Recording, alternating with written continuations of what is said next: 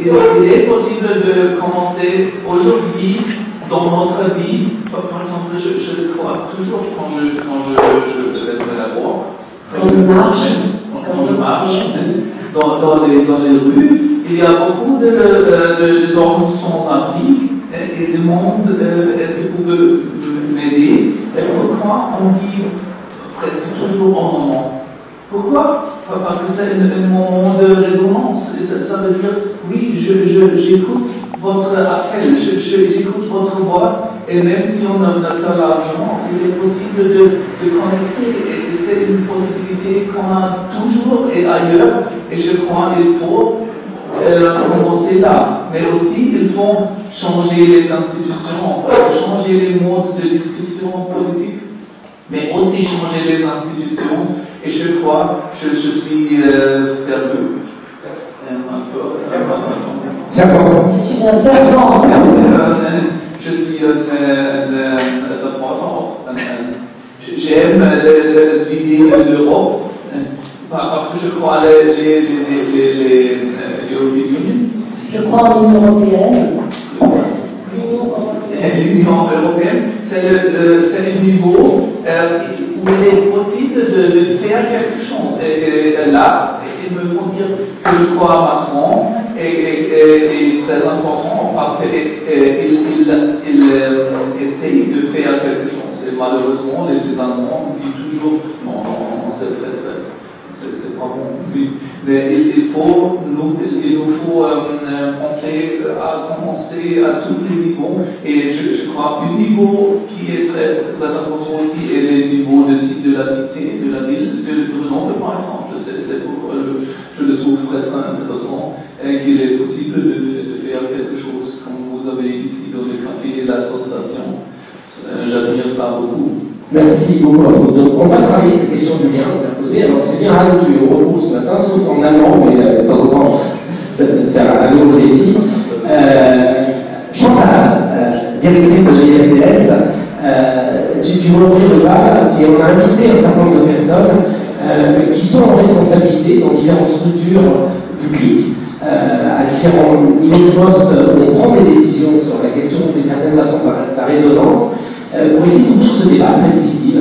C'est le grand écart de la chimère, c'est d'être à la fois collé au terrain et en même temps dialoguer avec des dispositifs d'action publique, avec des mesures, avec des lois. Chantal. Alors, par rapport à cette question d'une politique publique de la relation, j'ai bien entendu ce qu'on a fait hier. Je pense qu'effectivement la chimère essaye de travailler là-dessus et que chacun de nous sommes, nous pouvons créer des oasis de résonance. Ceci étant dit, et là je vais demander à Alphonse de réagir, mais aussi tous ceux qu'on a invités, qui sont en responsabilité dans les politiques publiques, de réagir aussi. Comment cette question de la relation est aujourd'hui largement évacuée la question de l'action publique. On le voit à travers les tensions, je vais dire éthiques, on va le dire comme ça, qu'elles peuvent vivre déjà les professionnels, d'une part, qu'ils soient de la santé, qu'ils soient de l'éducation, qu'ils soient du social. Moi j'en presse beaucoup et je trouve qu'il y a une souffrance étonnante chez ces professionnels, parce qu'ils ont l'impression que les politiques publiques, par leur dispositif, ont évacué ce qui est le cœur de leur métier, qui est la relation. Et deuxième question que j'ai perdue, mais ça fait rien. Ah oui, c'est aussi, du coup, par rapport à la population, ce sentiment de mépris social de la part du système, qui fait que, certes, il faut changer les institutions, mais qu'aujourd'hui, la population n'a plus aucune, une partie de la population n'a plus aucune confiance dans les institutions. Et alors, ce que je vous propose, Arthur, pour y répondre, c'est qu'on vous donne 5 éclairages rapides d'invités qui posent des questions. Je vais commencer avec Jean-Pierre Arcès.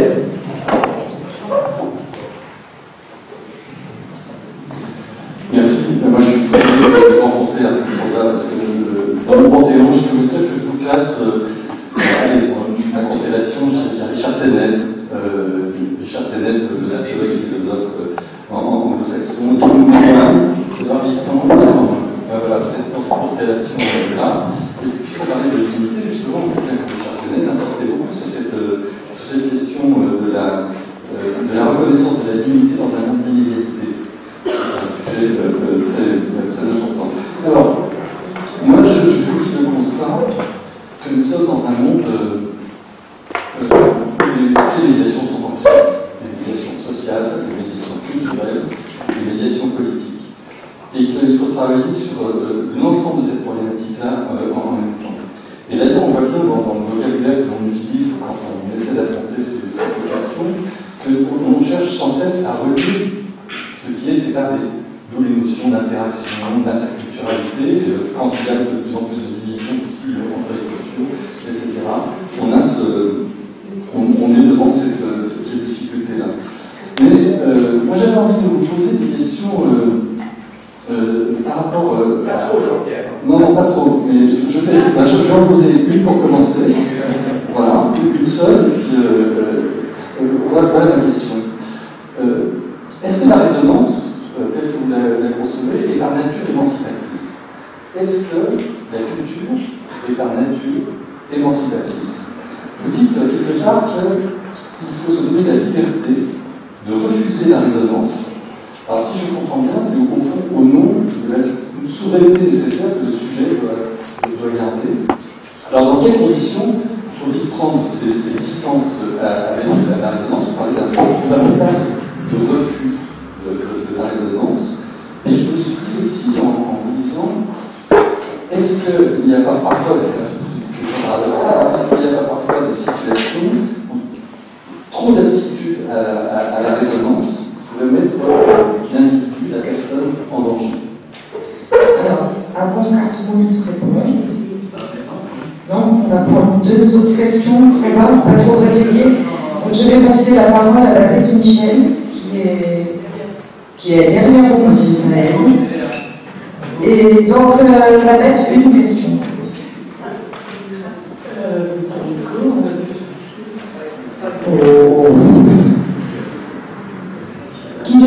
Je suis directrice de la Maison des Familles à Grenoble, qui est une structure qui accompagne les familles en situation de précarité dans l'éducation de leurs enfants. Je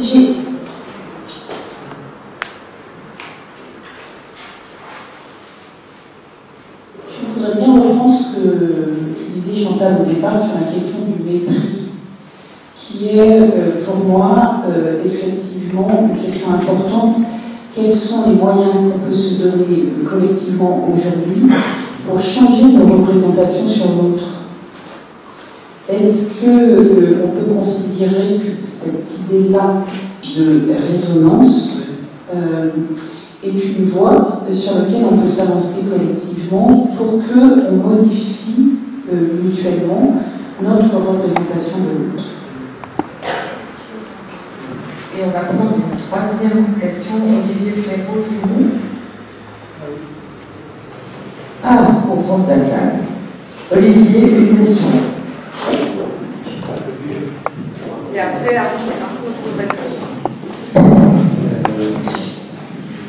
C'est sur le champ des institutions que moi je suis un peu comme vous à Arnaud, et que je pense que les institutions qui sont nées pendant la période de la modernité, qui sont fondées sur la rationalité, elles sont ou ne sont-elles pas capables ou incapables de basculer vers la résonance? Je suis plus pessimiste sur ce côté-là, je suis plus pessimiste, me semble-t-il, que quand on est fondé sur la puissance de la rationalité, eh bien, on ne peut pas, et je suis heureux de vous entendre, basculer sur, au contraire, c'est la relation qui devient le lieu de la croissance de la vie. Et là, je pense qu'il y a une disjonction qui se passe de façon ça va être dit, ça déclenche des violences, des mépris, de la compréhension. Voilà, je suis sur cette difficulté de dire est-ce qu'il faut vraiment continuer à essayer de réformer les institutions ou est-ce que c'est pas plutôt dans la création de nouvelles, différentes, fondées sur la puissance de la relation, qu'on va construire cette nouvelle société beaucoup plus fatale? Olivier Frémaux, qui est consultant, parce qu'il m'a posé la question, il ne s'est pas présenté, donc à trois questions qui mériteraient du bien. So thank you very much. Very, very interesting and inspiring questions. Merci beaucoup pour ces questions qui sont très variées. C'est difficile aussi. Je vais commencer avec une question dans le monde politique. Dans le monde politique, il y a beaucoup de cantons et je crois que c'est mépris. Oui, de mépris. De mépris du contexte. Okay. So I think it's really true that part of the problem is that we have come to think of politics really in a mode of aggression. Politics has lost this resonance. La politique a perdu sa dimension de résonance. Elle est devenue uniquement agression. When you think of a parliamentary debate, right, it's certainly not in a mode of listening and answering and being transformed into some common ground. I mean, that is for Hannah Arendt and others the essence of democratic politics. You listen to people who are other, essentially other, and you try to answer, and then you change and they change, and you can create something new on a common ground.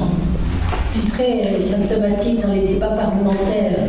Il ne s'agit pas d'écouter les points de vue de chacun et d'essayer de trouver un terrain commun pour avancer, mais chacun expose ses idées, n'écoute pas du tout celles des autres et on arrive à une cacophonie parfaite. Écouter et répondre, échanger, être transformé, c'est l'idée de la résonance. Et on ne le trouve pas. Pardon. Et on ne le trouve pas aussi dans le talk show. You certainly don't find it in the talk show on the TV, right? Comme les débats à la télévision. It's always about trying to win the argument, right? Actually, this is where where contempt is kind of enacted. It's trying to ridicule the other, right? Find his weak spot and relentlessly point at it and say, see how stupid you are. And that's not resonance. So we really get a sense of politics being about combat. Donc la politique est devenue un combat et il s'agit surtout de trouver le point faible chez l'autre et de le ridiculiser, et de l'abattre et de gagner. On est toujours dans des thèmes de compétition et d'agression. And then I think this really translates into, for example, into the streets where you have the manifestations, where the idea really is that you want to fight the others, you want them to shut up, to go away. Right? I mean, the others could be whatever it is, either the immigrants should go away or the gilets jaunes, or whatever it is, or what your enemy is. But the idea is fight against them. C'est très symptomatique dans les manifestations parce qu'on crie contre son ennemi, on crie contre et on ne propose pas de dialogue. And I think this starts, you asked about the pedagogy and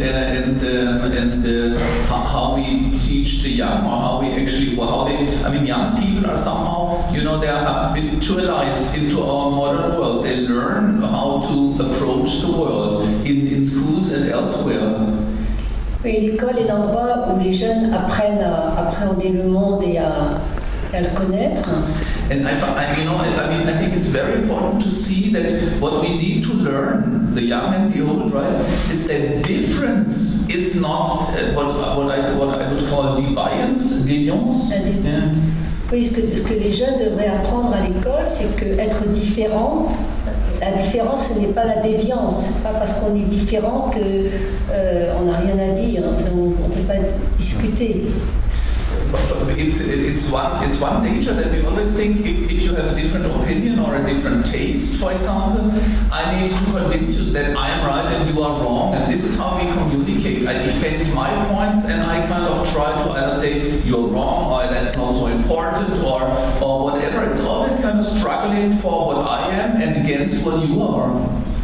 Oui, quand on discute d'une opinion ou d'un goût sur n'importe quel sujet, on essaye de convaincre l'autre, on n'essaye pas de l'écouter, il faut absolument qu'il comprenne que c'est nous qui avons raison. C'est ça, c'est ce qui est devenu la discussion.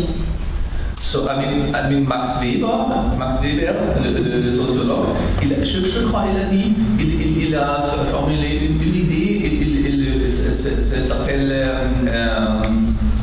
intellektuelle Redlichkeit, that's intellectual decency. Weber parle de la décence intellectuelle. Décence, une qualité positive, vraiment. Ça veut dire, dans des débats, des dialogues, il est le plus important de prendre les argumentations, les arguments des autres, les plus forts. But the idea is that you really try to make the arguments which are against your opinion and attitude the strongest, right? Give them as much weight as you can. Try to think, what is it that supports your position against mine? And if you do this, then you are capable of transforming your position and the other position. Il dit que dans une discussion, Max Weber, qu'il faut bien comprendre les arguments les plus forts de l'autre, comprendre pourquoi ils sont forts, pourquoi ils sont exprimés de telle ou telle façon, pour pouvoir s'en emparer et les retourner, ou pas les retourner, mais les discuter. And I'd like to address la question de l'émancipation aussi.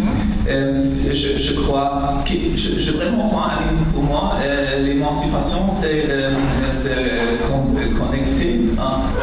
connecté à l'idée de l'autonomie, c'est self-definition, now I'm totally mixed up with the languages. But self-determination is the English word. L'autonomie. Et je crois que c'est part de la problème et part de la solution, parce que l'émancipation, l'autonomie, c'est très très important pour la résonance, pour être capable de résonance, parce que l'émancipation, c'est l'idée qu'il est ok, il est bon, il est possible pour vous de développer votre voix propre, votre fréquence. Ça veut dire, parce que par exemple, si les femmes n'ont pas la possibilité de trouver une profession ou d'avoir une opinion politique, etc., il est presque impossible d'être en résonance, de trouver les accès de résonance au monde. C'est pourquoi je trouve, par exemple, pour les hommes homosexuels, si c'est interdit, il est impossible de trouver, de vivre des accès de résonance dans l'amour. C'est pourquoi c'est très, très important d'avoir de l'émancipation, donner les autres leur voix propre. Exactement, aux autres. Mais on the other hand, I think the problem is that having one's proper voice is not enough. It also needs the capacity to be open to the other, to receive a call, and to be receptive. And I think modernity has forgotten about this receptive side. Et le problème, c'est que d'une part, il faut avoir sa propre opinion de façon très autonome, mais être en même temps capable d'écouter et de comprendre ce que veut dire l'autre. C'est cela que nous avons perdu. Yes, because I mean, autonomy, that's almost literally the idea that I want to live according to my own principles and laws. Je veux vivre selon mes propres principes, selon mes propres lois, c'est mon autonomie.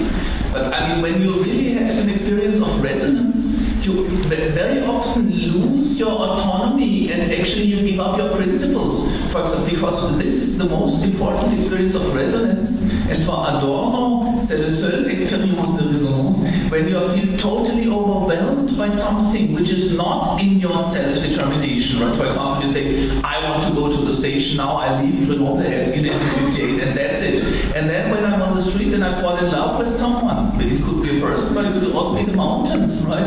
Then I give up my principles and I say, I couldn't do anything, I just had to stand there, right? So, and that's why I think autonomy, emancipation is not enough. You also need to keep the capacity to be touched and moved.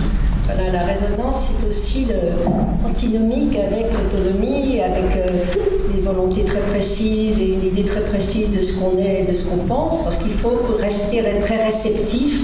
Et bon, même si là, je dois aller à la gare, j'ai des rendez-vous, je suis très pressée, je dois être capable aussi de m'arrêter, de regarder le coucher du soleil ou de tomber amoureux avec une passante. Je dois rester ouvert. Yeah, nous avons parlé hier, je crois, je suis fini dans une minute. Il est un Zustand, une situation entre l'actif et le passif. Et l'autonomie, c'est seulement l'actif, la côté actif. Mais il aussi faut avoir conscience de le côté passif. Et sur les institutions, je crois qu'il faut les deux. Il est possible de changer les institutions de l'intérieur, dans les écoles, dans l'hôpital, dans l'université. Toujours, il y a le conflit. Il y a toujours des conflits. Le conflit entre les impératifs d'accélération et d'augmentation et les orientations résonantes chaque jour, à chaque place. Et je crois qu'il est possible de combattre la logique d'accélération avec les idées et les pratiques de la résonance, mais il est aussi nécessaire de changer les institutions. Par exemple, comme je dis hier, je suis un avocat. Un avocat. Un avocat unconditional basic income.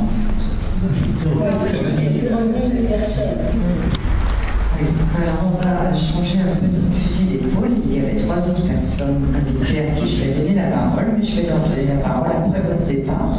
Okay. Parce que je souhaiterais, comme vous devez partir, parce que ça c'est l'accélération, vous avez un train à prendre, quand vous ne pourrez pas être en résonance au bout d'un certain moment à la salle. Alors qui veut réagir aux premières questions, aux propos? Elisabeth, vous avez le droit. Je voudrais dire que on avait invité Jean-Baptiste de Foucault, le pacte civique, et il m'a dit qu'il ne pouvait pas venir, mais il m'a répondu, mais Elisabeth, on fait la même chose, c'était le 26 au 104 cette semaine.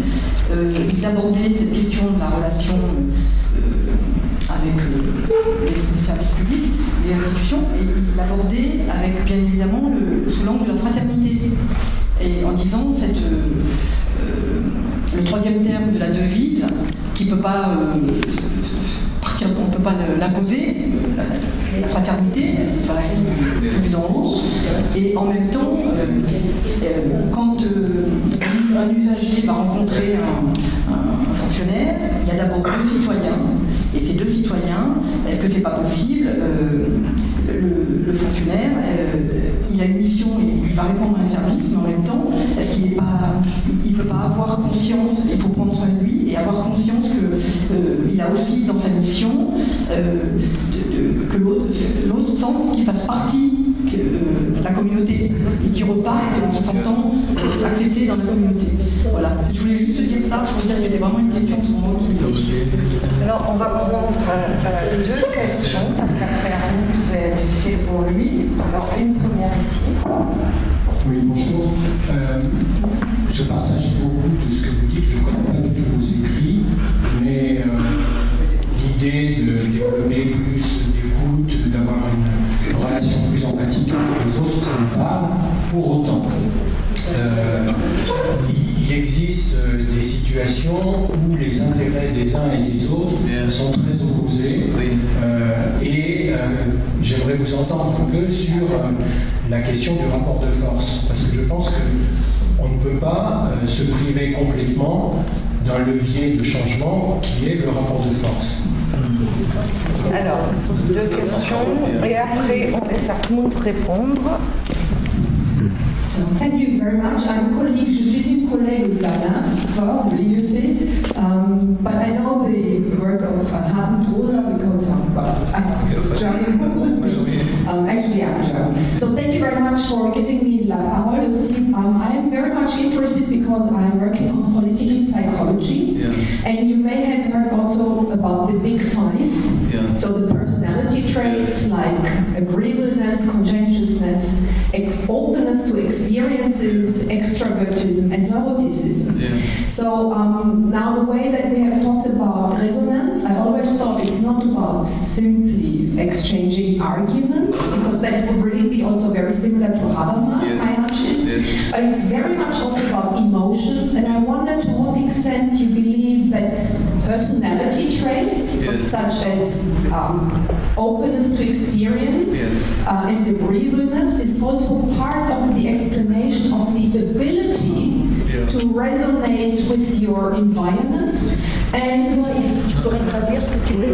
Parce qu'il y a beaucoup Ici à l'IEP Grenoble, et il s'agit ici des traits de personnalité qu'on appelle en anglais les Big Five, alors les 5 traits de la personnalité. Il s'agit de l'extrovertisme, de neuroticisme, de agreeableness. Et je me pose la question dans quelle fonction, dans quel degré alors cette idée de pouvoir, de savoir raisonner avec le monde autour de nous et aussi en fonction vraiment de nos traits de personnalité. On sait très bien qu'on diffère sur cela, mais on sait également aussi que ça interagit avec l'environnement. Alors c'est pas un déterminisme si vous voulez, et qu'il y a aussi des situations alors qui créent la peur, l'angoisse, the anger, qui travaille alors aussi sur les traits de personnalité. À mon avis, peut-être que c'est aussi un aspect qui est intéressant à considérer. Et une dernière question, et après on vous laisse répondre. Régis Morera du Pacte civique de Grenoble. Comme l'a dit Elisabeth, on travaille sur la fraternité. Et dire comment faire vivre la fraternité, c'est dans la relation. Dire voir en l'autre un frère. Et dire un frère, c'est avec qui on est d'accord. Et peut-être il y a à changer notre façon d'aborder les questions qui fâchent, c'est de dire d'abord, qu'est-ce que je suis d'accord avec toi, je suis d'accord, je cherche dans ce que tu viens de me dire, qu'est-ce que je suis d'accord. Et puis après, dire quelle est l'objection.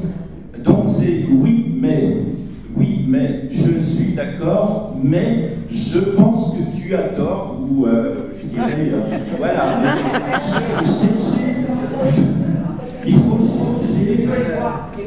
Il faut chercher d'abord ce qui nous réunit, avant d'être toujours dans l'offensive à agresser l'autre. Je veux dire, c'est reformuler ce que j'ai compris de toi. Et je dirais, c'est apprendre à changer notre façon d'être en relation avec l'autre, reformuler ce qui est bien chez toi, et après évoquer ce qui nous différencie et notre désaccord.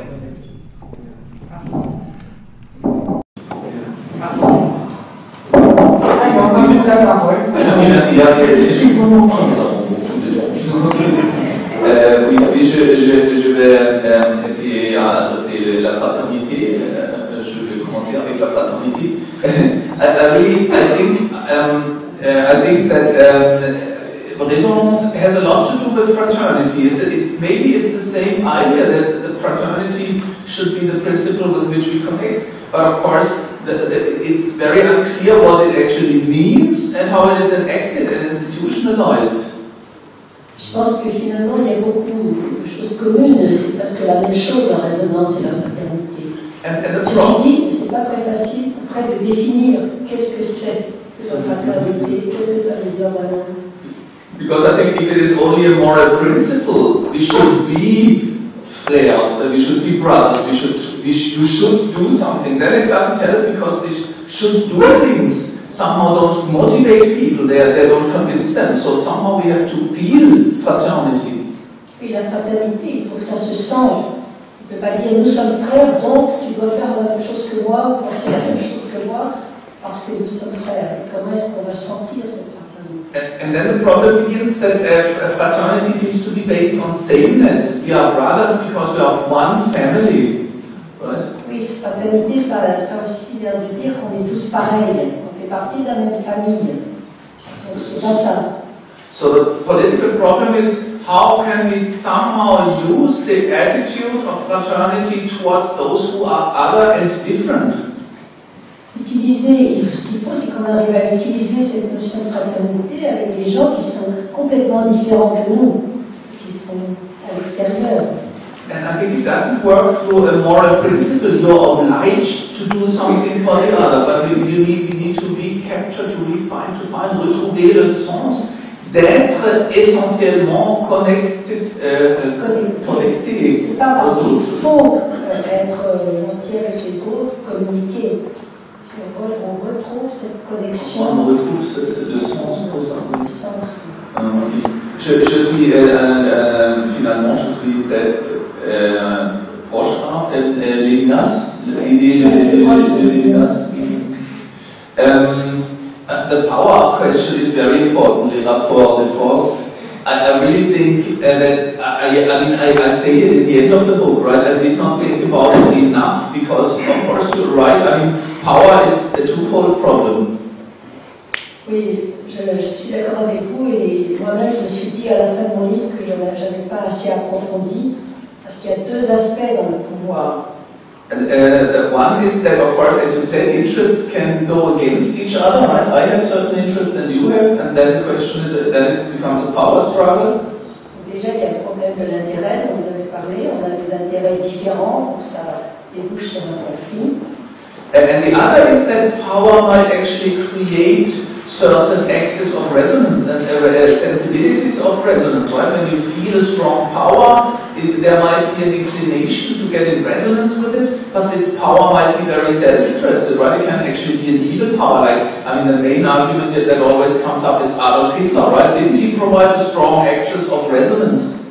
Oui, un excès de résonance, ça peut être dangereux aussi, parce que quelqu'un qui est très imbu de son pouvoir et qui rayonne peut imposer son pouvoir aux autres, et on appelle ça de la résonance, mais c'est le pouvoir, et on parle aussi de ça à propos d'Hitler, le pouvoir qu'il avait sur les gens, la résonance de son discours. Évidemment, c'est pas de ça dont on parle. Mais je crois que c'est pas la relation au quelqu'un comme Hitler, c'est pas la résonance, c'est une relation d'écho, parce qu'il vit de la division, de fusion. Il donne une illusion d'une fusion, mais dans un groupe. Oui, mais je crois que politiquement, c'est toujours la question comment changer le monde. Est-ce qu'il est possible de le faire dans un monde de combat ou dans un monde d'union? Et je crois que l'idée est ça. Notre société sont des sociétés d'inégalité. Et la question est-ce qu'il faut dire vous avez tous et nous avons rien? Par exemple, dans cette mode, il est nous contre vous. Et je crois que c'est pas une bonne idée. On ne changera le monde dans cette façon, parce que l'alternative, c'est dire how is it possible that in our world some of us are poor and others are rich? So we are in this world together, and it's not okay that some of us have a lot and others have little, and this changes the perspective. It's not us and you who fight each other, but it's us, and within us there are certain problems. And I think if you don't go into the situation in a struggle, it's us against them, but it's us in a community, and this community has problems, and I think that's the best way to change the inequality. Oui, il faut voir le monde comme notre monde. Nous faisons tous partie du monde. Il n'y a pas nous, alors les riches d'un côté, les pauvres de l'autre. Tout le monde fait partie du monde. Il faut parler de façon globale, et pas en mettant en antagonisme un groupe par rapport à l'autre. Une réflexion générale. Et si on dit nous, pourquoi nous, nous sommes des êtres humains et nous sommes riches alors que d'autres sont pauvres, ça peut aider à faire changer des choses.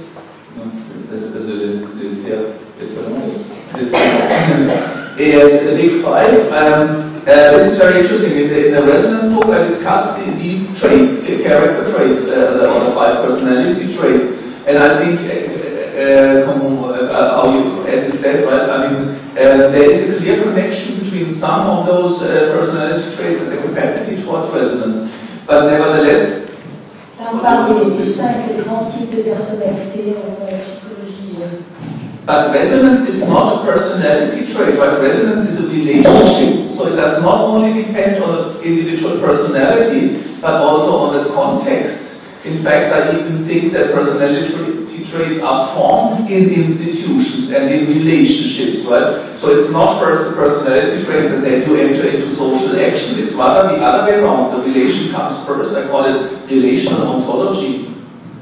Et donc on ne peut pas dire qu'il y a certaines personnalités plus douées pour la résonance que d'autres et que c'est une différence entre les gens. Je pense que c'est le contraire, c'est l'institution et la société qui forment la personnalité. C'est pas la personnalité qui influe sur la relation.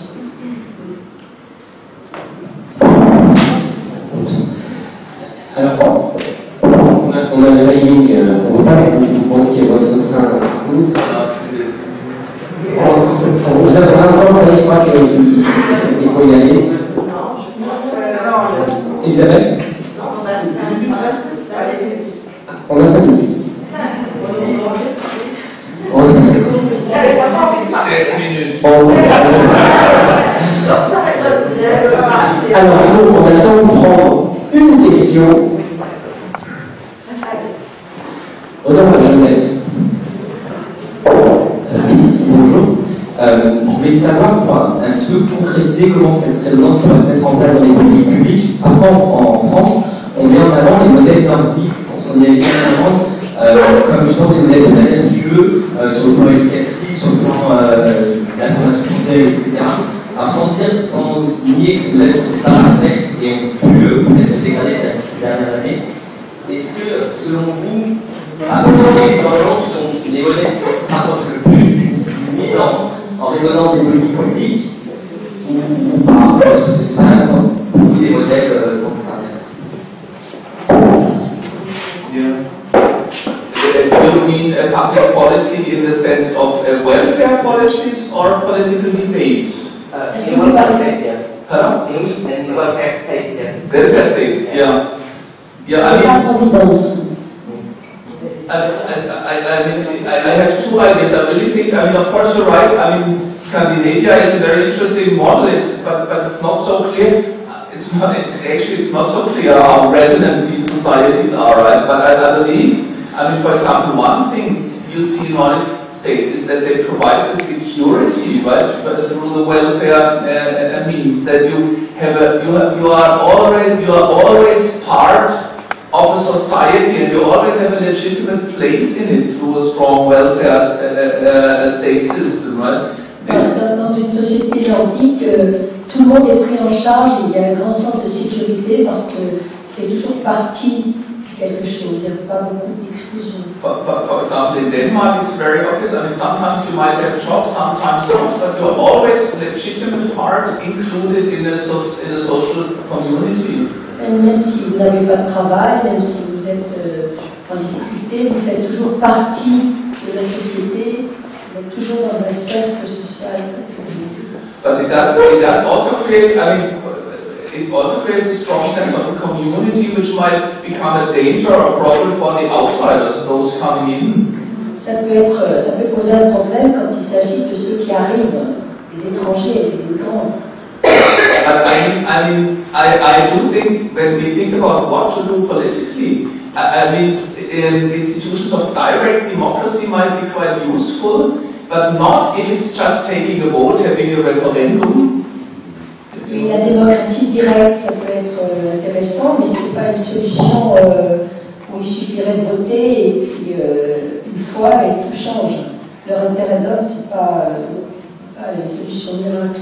It only works if people are really entering into debate, and the debate really has consequences because they can decide something. Because Fishkin and others, Fishkin is a social scientist, they found that when people, citizens of different interest groups, when they really argue with each other and try to find a solution, they are much more open to the arguments of the others and to change their position if they get real power. Oui, donc il faut aussi que les gens s'habituent à discuter même entre personnes dont ils ont très différents pour préparer même des changements sociaux, parce que ça crée une forme de communauté préalable au changement. Aussi, je crois que le timing pour le train est arrivé un peu. Alors, peut-être qu'il ne veut même pas partir. Donc oui. Alors vous avez remarqué déjà qu'il s'est mis à parler français en pensant qu'il parlait anglais ou allemand, c'est-à-dire qu'on est en résonance. Et moi je me sais que peut-être, même si vous parliez allemand, on vous aurait entendu. On était en résonance avec vous. Hier on a beaucoup raisonné. Vous avez fait perdre la raison, vous avez fait retrouver la raison. On a deux grands parrains dans l'association. J'en ai pas parlé avec Elisabeth, mais il me semble que vous pourriez être notre troisième parrain. Je vous propose d'aller prendre votre train et on vous fait une petite ovation. Merci beaucoup pour votre travail.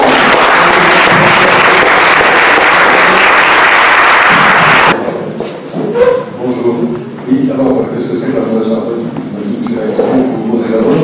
C'est une fondation qu'on a créée sur Lyon, qui essaie de couvrir l'ensemble de la région Rhône-Alpes, maintenant. Et pour les objectifs, l'objectif c'est d'essayer de participer à la restauration du lien social.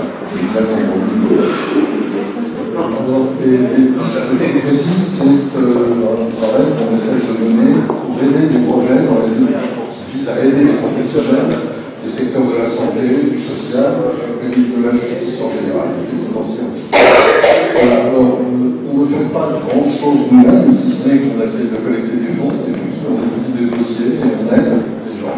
On aide les professionnels à progresser dans leur exercice professionnel, en changeant notre portefeuille. Aujourd'hui, vous savez, il y a des professionnels qui vont mal dans ces domaines-là, qui vont très mal, qui ne tiennent pas le coup, qui veulent changer, qui veulent changer d'orientation, pas complètement sortir du milieu, souvent, ou aider les autres dans le milieu professionnel, parfaire leurs compétences, donc on aide à des formations dans ces cas-là, on finance des formations.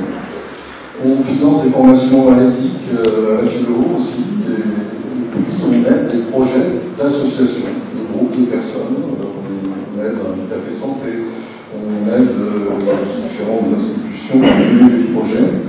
Et par exemple, aujourd'hui, ici, c'est vrai qu'on a gentiment proposé de venir, on a contribué financièrement à l'organisation de cette séquence dans son ensemble, avec les préparations qu'il y a eu, avec la musique, avec les alias, dans des ateliers. Voilà, on a des moyens qui sont malheureusement que spécifiques, puisque c'est du mécénat, on cherche des fonds, on collecte des fonds, on a des partenaires, des sympathisants qui nous aident.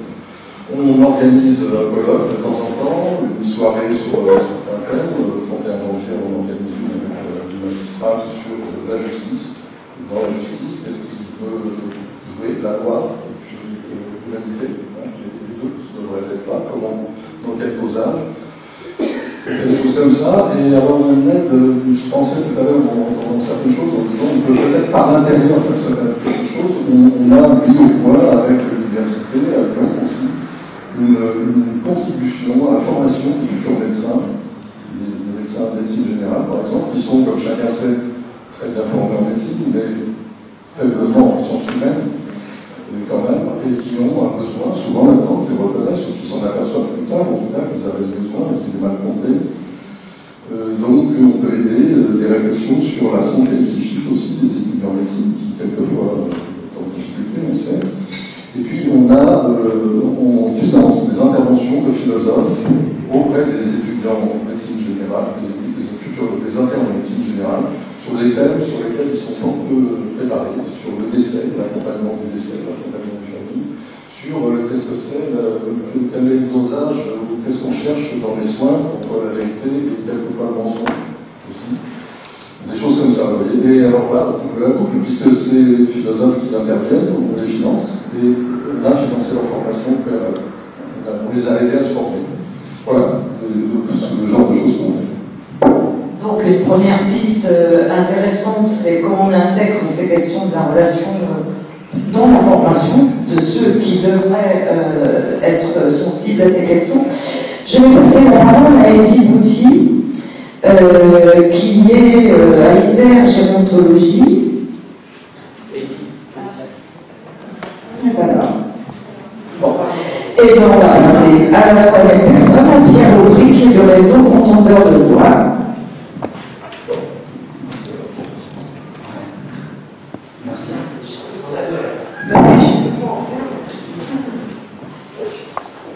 Alors, sur la question des conditions, dans lesquelles les institutions pourraient aller vers plus de résonance, cette question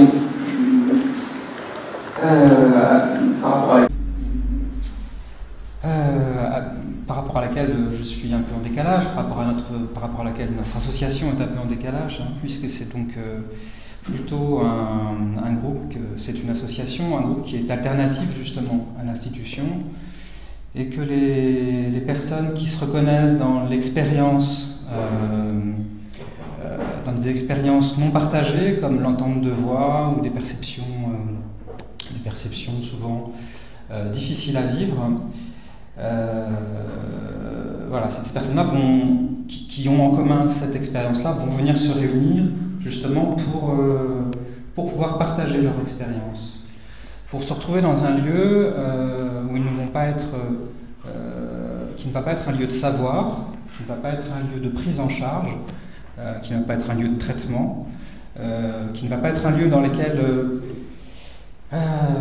qui ne va pas être un lieu institutionnel, mais un lieu justement qui va être centré sur la parité, donc la parité qui peut permettre un partage d'expérience. Alors, c'est là que je trouve, moi, c'est là que l'invitation que m'a faite Elisabeth de participer à ce temps présent a fait sens, c'est que cette idée de résonance, dans ce que j'ai cru entendre, quand elle est décrite, elle peut s'opérer concrètement, l'effet de résonance s'opère concrètement en 4 temps, dont le premier temps est le moment de l'affinité. Voilà. Et il me semble que ces dispositifs d'échange, dans lesquels, dans une temporalité qui est justement dans une temporalité tranquille, je dirais, dans une temporalité qui permet une certaine disponibilité et qui invite à l'écoute de l'expérience de personnes, voilà, à l'écoute de l'expérience subjective d'une autre personne, permet peut-être parfois, au travers de l'expérience vécue de l'autre, de déclencher ça, voilà. Dans l'expérience de l'autre, on peut parfois entendre ce qu'on a de commun avec l'autre, et sans être donc dans la délivrance d'un jugement, d'une opinion, d'un savoir, permettre une forme de rencontre qui peut autoriser quelque chose de l'ordre d'un déplacement subjectif et d'un déplacement, voilà, bon, de changement éventuel. Je trouve que ce dispositif-là, ce dispositif de groupe, cette idée du partage d'expérience, c'est ce qui peut permettre, donc on parlait de la question de la fraternité, de sentiment, qu'est-ce que c'est que la fraternité, ce sont des espaces qui peuvent nous permettre de rencontrer peut-être plus facilement ça, et c'est tout l'intérêt donc de groupes comme celui des entendants de voix. Peut-être 2 pistes par rapport à ce que vous dites, et après je passe la parole à Madeleine Bougnou. Donc on a une première piste autour de la formation, on va dire un peu, de l'accompagnement, en tout cas des professionnels des projets. On a une deuxième piste, donc ce que vous dites, ça fait penser à 2 idées. Il y a d'abord comment la question du groupe, vous avez dit beaucoup, hein, le groupe, le collectif, le fait d'être à plusieurs permet peut-être d'appréhender autrement ce qui nous arrive. Et puis, je pense une des pistes pour les politiques publiques, c'est la question de sortir du savoir des sachants qui ont la solution pour les personnes, et que la question des croisements des savoirs expérientiels des uns et des autres, que l'on soit professionnel, personne ressource, tout ce qu'on veut, est peut-être ça la source de richesse et un des leviers de transformation de l'action publique.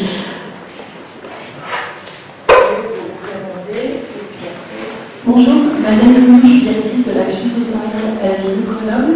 Moi, je voulais revenir sur une chose que j'ai entendue, c'est finalement que l'objectif des institutions serait contraire à cette possibilité de résonance. Et je trouve que c'est dommage, en fait, ce serait presque une approche un peu libérale en disant qu'on laisse tomber les institutions et finalement il n'y a que dans le secteur associatif que ça pourrait évoluer. Je pense qu'au contraire, les deux peuvent s'alimenter. Et aussi revenir sur cette idée d'opposition entre rationalité et résonance. Parce que en fait, notamment dans les gens qui travaillent sur le revenu universel, il y a un constat rationnel du non-recours au droit. Donc il est bien mesuré, il est étudié, il est analysé.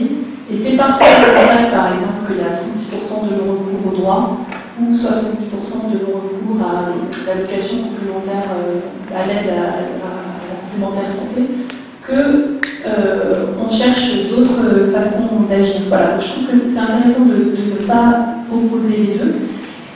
Et ensuite, dans les institutions, on peut aussi faire preuve d'innovation. J'ai un exemple que je trouve intéressant à la direction de la santé. On été recrutés des travailleurs pairs, donc des personnes en fait issues de milieux populaires, défavorisés, et qui sont plus à même d'aller faire du porte-à-porte, de l'aller vers sur la question de la santé et de pouvoir échanger avec les personnes sur la difficulté pour accéder aux soins. Et c'est une expérience qui nous a bousculé parce qu'elle est venue questionner aussi l'administration, ses façons de faire, etc. Voilà, donc pour moi, il faut pouvoir s'enrichir justement de ces différentes expériences et l'institution peut aussi être un lieu d'innovation. Merci beaucoup, Madame Lebon. Du coup, je pense qu'on continue sur ce rythme, si ça ne va, c'est-à-dire qu'on est sur les pistes, on a vu, on pose des cailloux, je propose qu'on continue, on a pas mal de confort, on a 55 minutes pour continuer à poser des cailloux. Monique.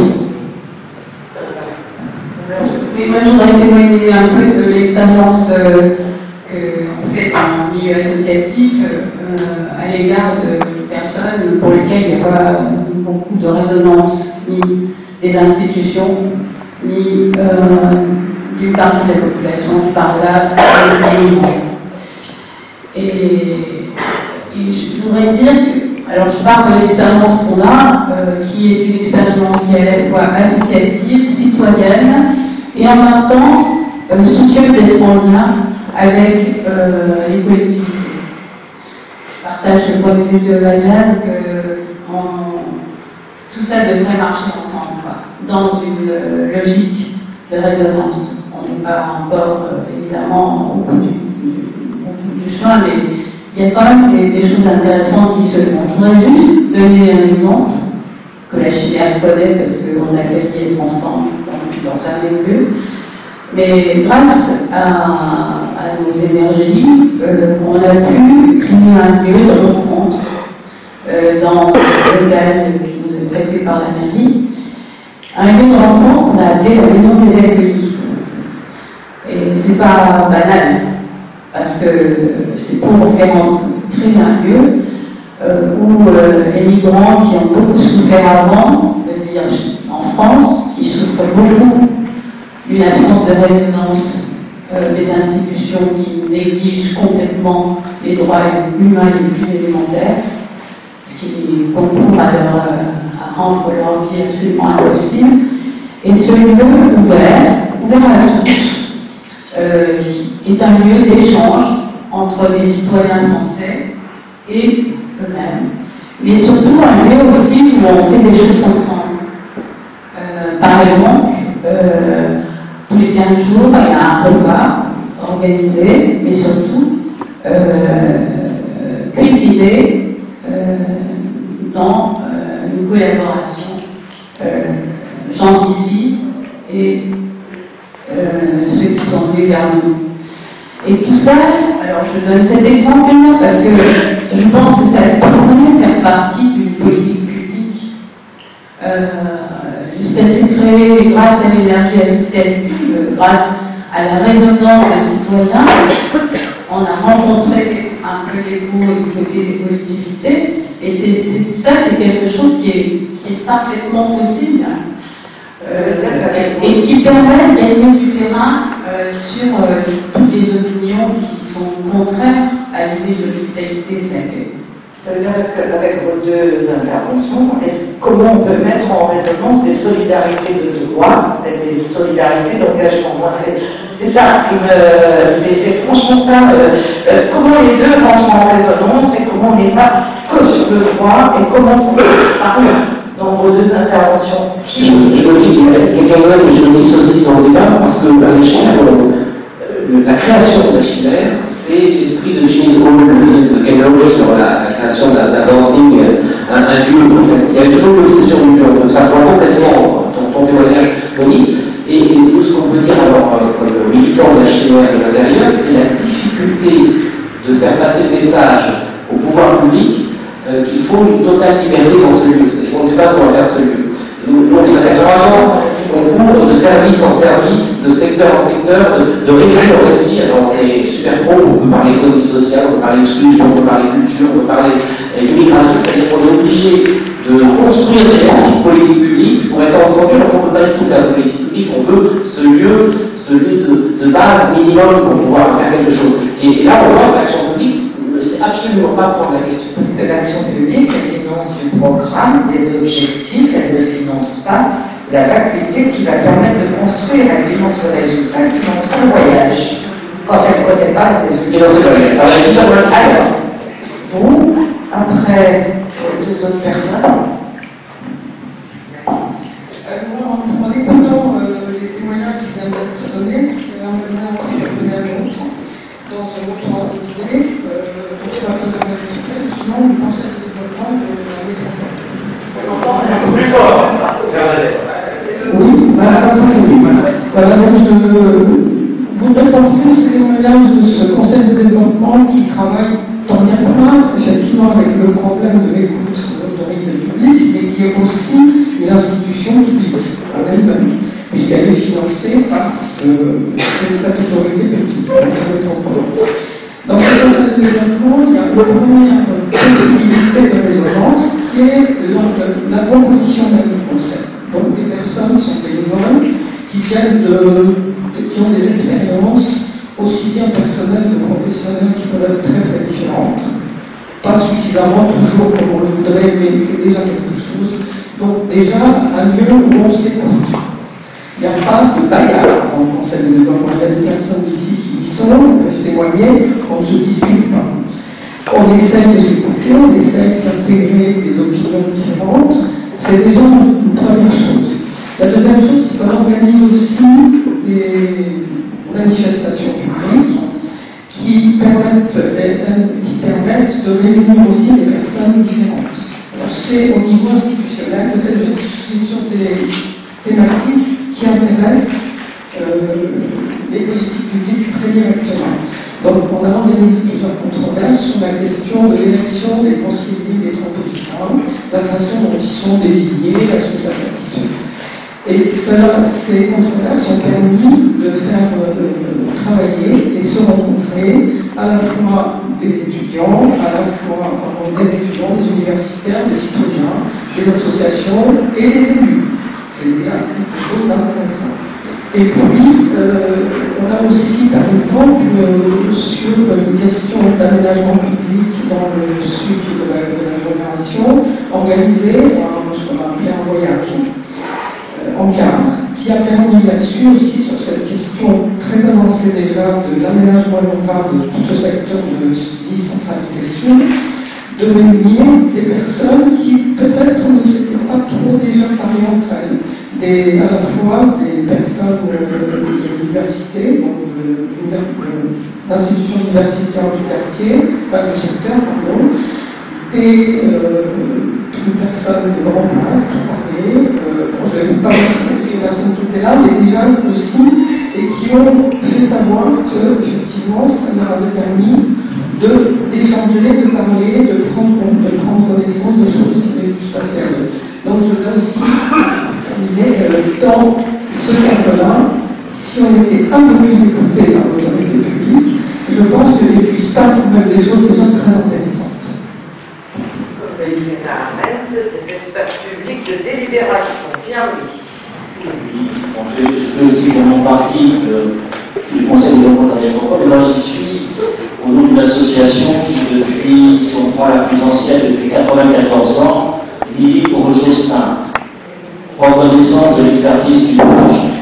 Je dois dire que je suis assez mal à l'aise de voir que la représentante, une représentante de Sciences Po, apparemment, sa résonance est avec un type de population, mais quand un type d'acteur s'en va, elle disparaît apparemment, il y a une partie de la population avec laquelle il ne souhaite pas entrer en résonance. je dois dire que la question à poser dans le monde académique, la résonance avec qui va le fait l'avoir. On vient comme moi, quand je viens ici, très régulièrement, c'est pour parler d'espace. Et tout l'enjeu, effectivement, c'est vraiment nous entrons en résonance, nous habitons avec des acteurs, avec des aménageurs professionnels ou pas.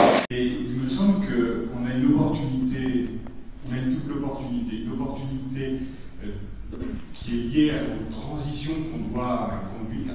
Ces transitions qu'on doit conduire, ce ne sont plus des politiques publiques qui peuvent les mener. On voit bien qu'il y a une peine aujourd'hui à les enclencher.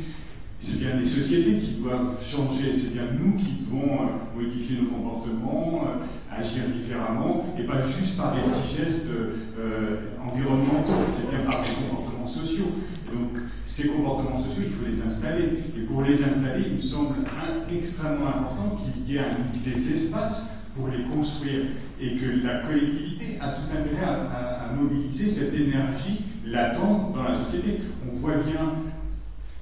Moi, j'ai une tristesse terrible à un an du démarrage du mouvement des Gilets jaunes, qu'on n'ait rien su en faire, que nos institutions n'aient pas été en capacité de se dire, mais cette énergie qui est là, cet énervement, ces angoisses, ces questions, ces envies, on ne répond pas. Et il y avait une première chose qui aurait pu être faite à ce moment-là, qui était la question des mobilités. C'est parti de là. C'est parti de la question des mobilités. C'est parti de la question de je ne peux pas faire autrement qu'utiliser ma voiture, donc ne me taxez pas mon essence. Voilà. Je termine juste là-dessus. Et je me dis qu'on aurait dû être capable de réunir les gens, pas juste des Gilets jaunes, les gens localement pour dire comment on peut pallier les difficultés que vous avez et comment on peut s'organiser, pas juste par une politique publique, par des systèmes d'entraide. Et donc montrer qu'il y a un registre commun entre l'action individuelle, l'action collective non organisée, l'action associative, l'action publique organisée, etc. Et il faut pouvoir jouer d'une gradation et faire en sorte que ces politiques publiques de la relation puissent advenir, parce que c'est comme ça qu'on arrivera à construire ces manières de réussir la transition. Et pourquoi? Eh bien, tout simplement parce qu'on est complètement aliéné par la question de la monnaie. On ne sait plus ce que c'est. Et là, ce que je vais vous transmettre rapidement, par un petit exemple, c'est que quand je paye 500 € un site internet, la réalité sous-jacente à un échange est que je vais échanger 20 heures de travail qualifié contre 64 heures de temps de travail non qualifié. Ça, c'est la réalité d'un échange. Et en fait, échanger sous forme de temps n'a rien d'innovant. C'est ce qu'on fait depuis la nuit des temps. Alors on aurait très bien pu dire, c'est pas 500 €, c'est une demi-once d'or. Et donc on aurait considéré qu'une demi-once d'or représente cette quantité de travail non qualifié au sein de notre communauté. Donc vraiment, essayons de comprendre ce que c'est la monnaie. Si nous comprenons que c'est du temps, nous allons pouvoir recréer de l'argent. Et par rapport à ça, moi, mon souhait aujourd'hui, c'est au sein de notre bassin, essayer de mettre en place un système résilient où on produirait bien les services qui nous sont principalement essentiels et qui soient accessibles principalement sous forme de temps. Ça, c'est tout à fait possible. Ça demande à développer les SEL, les systèmes d'échange locaux, ce qui se fait dans le cadre de la corderie. Et aujourd'hui, si ces modes d'échange ne se développent pas, c'est justement à cause du cadre réglementaire. Du cadre réglementaire qui contraint ces échanges à des activités non commerciales, non récurrentes, auquel on ne doit pas y avoir de publicité. Il faut être non professionnel pour prodiguer sa prestation. Ce qui fait qu'il n'y a aucune chance aujourd'hui de trouver des choses qui nous sont essentielles, qui nous permettent de réduire nos dépenses. Donc, nous, à notre niveau, moi je fais partie d'une association qui s'appelle J'ai fait EPO, donc qui est un petit jeu de mots avec les acronymes de groupe d'entraide Fruits pour tous, un peu plus que les acronymes. Et donc on fait la récupération des invendus. Et là, ce qui est très intéressant, c'est que dans notre démarche, on ne fait concurrence à personne.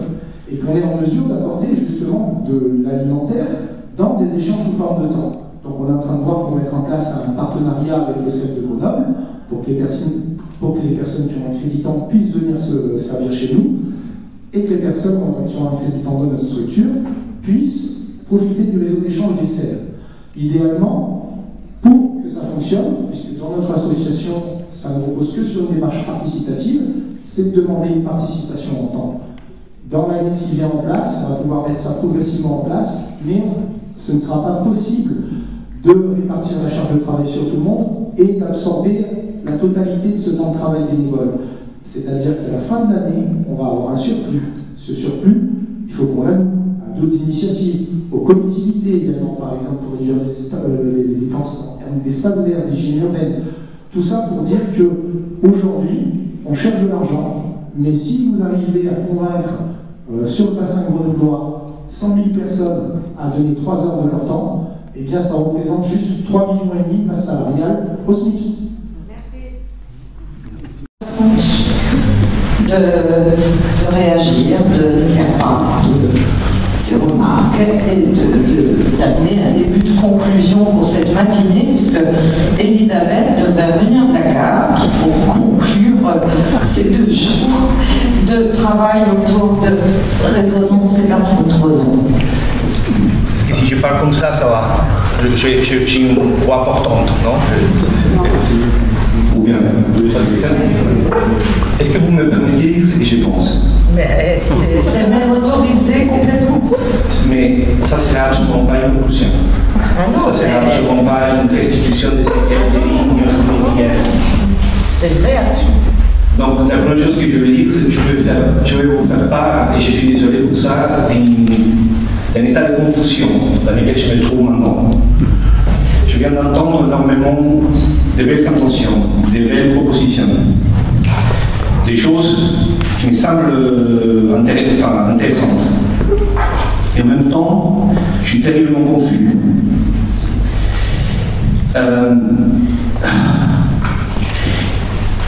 Je vais essayer dans cette confusion qu'est la mienne, je vais essayer d'être le plus clair possible.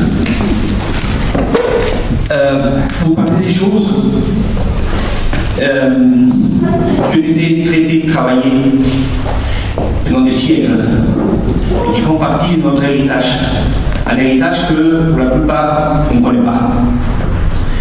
Mais moi, ça fait 25 ans que j'essaye de mener ma propre quête, ma propre recherche.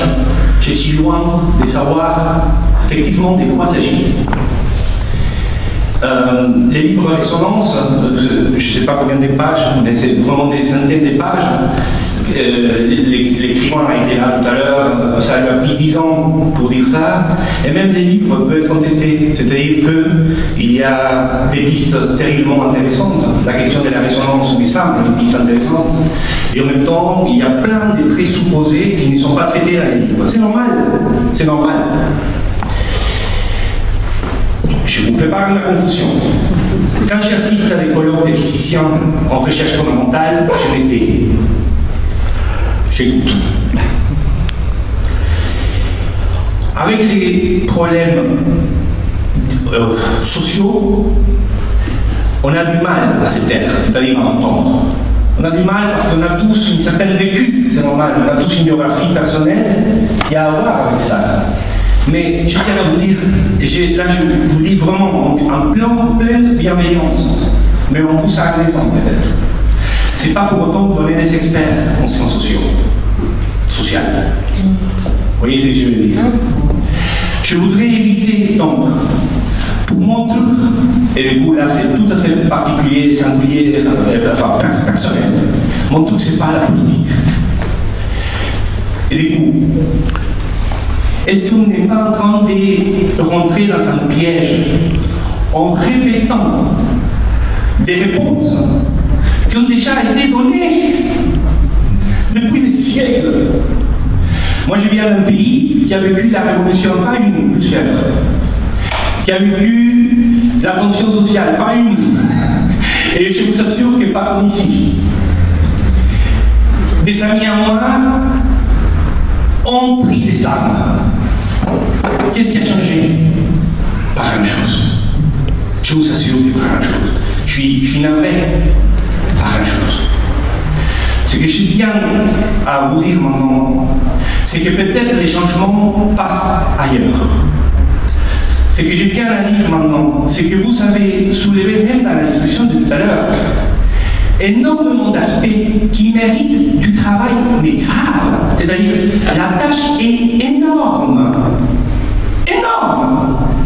La temporalité, c'est quoi cette histoire du monde? C'est quoi l'homme? Parce que vous supposez, et Ross avait fait aussi, j'en ai parlé avec lui hier, il suppose des sujets. Pourquoi on parle des sujets?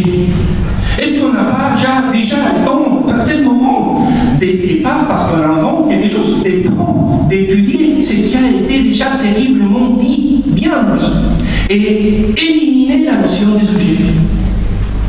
Déjà. Est-ce qu'on n'a pas intérêt tout de suite à comprendre autrement notre manière d'être corporelle au monde?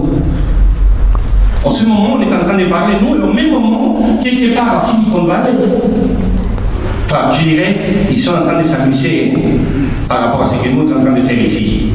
On est très loin des vraies forces. On parle des politiciens, on parle des entrepreneurs, on parle des gens dominants. Attention les amis, ces gens dominants sont nous. Ils ne sont pas venus des masses. Nous sommes créés ces gens. Et si nous on était probablement chacun de nous à leur place, probablement on agirait de la même manière, car les problèmes pour moi n'est pas, et désolé, je tiens à vous dire que des fois je vous entends et j'entends une certaine religiosité, comme si la politique et la religion se mariaient bien ensemble. Arrêtons avec ce type de croyances. Mais par contre, ok, éliminons la croyance, mettons-nous à travailler.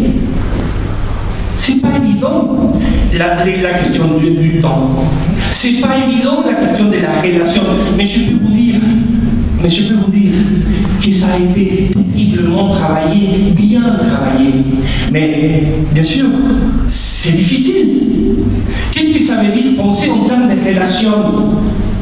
Est-ce qu'on va, nous, ici, parce que chacun raconte son drama et prend la parole, est-ce qu'on va arriver à changer quoi que ce soit? Les amis, la seule révolution possible est une révolution de la sensibilité. Et c'est pour ça que je tenais à Rosa, surtout dans ce qu'il appelle la dimension passive, moi je ne l'appelle pas du tout comme ça, c'est-à-dire d'abord on est touché par l'autre. Et cet autre, ce n'est pas un problème de drame personnel, où oui, les traumas personnels, il faut les traiter avec nos psy, ou avec nos prêtres, mais pas... Enfin, est-ce qu'on a tous intérêt à dire quoi que ce soit à n'importe quel moment? Oui, j'ai un drame à raconter. Attends. Revenons. Qu'est-ce qui est en train de nous déterminer? Qu'est-ce qui est en train de faire que nos politiciens fassent ce qu'ils font?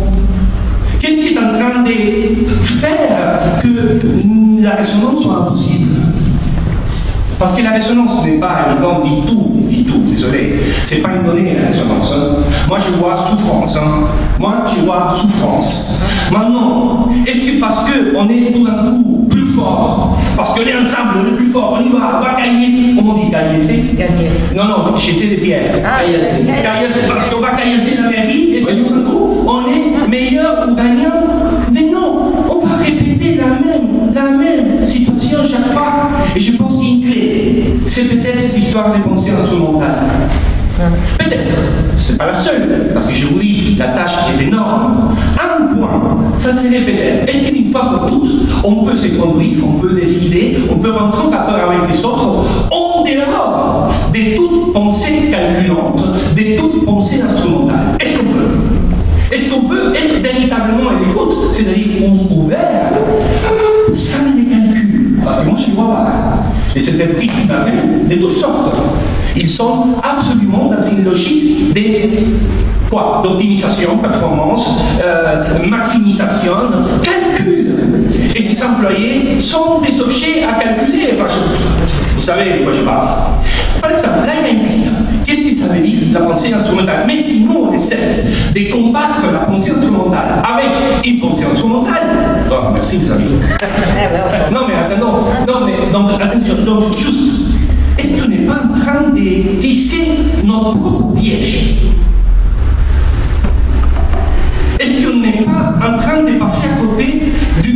dans lesquels on tisse nos pièges.